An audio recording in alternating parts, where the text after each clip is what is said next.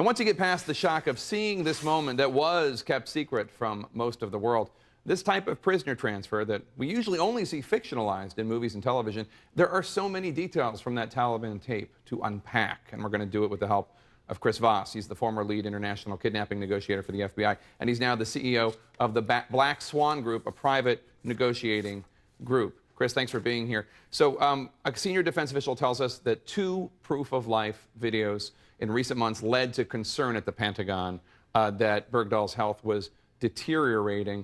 Does he look sick or impaired to you at all on this video? No, he doesn't look that bad to me. And I mean, that's sort of an assertion, if you forgive me, is a little bit of negotiator 101. You expect the hostage takers to make it look like that the hostage is in bad shape so that they can drive a better bargain. And clearly it looks to me that's what they did here. They might have made him look. How would you make somebody look rough in a video like that? It'd be simple. You make him dirty. That's what they coach hostages in these videos all the time. They coach them to beg.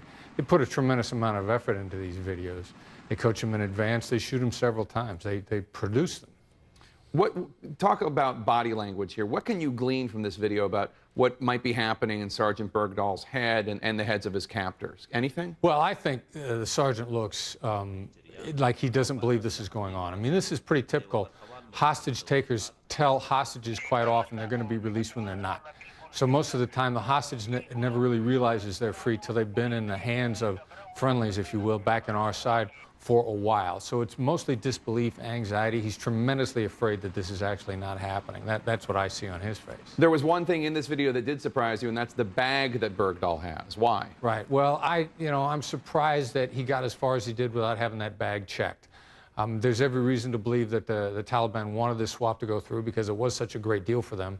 So it's unlikely that they would have given him explosives. And the Special Forces guys did a cursory pat-down when they first got their hands on him, but it doesn't look like they checked the bag till they got to the helicopter.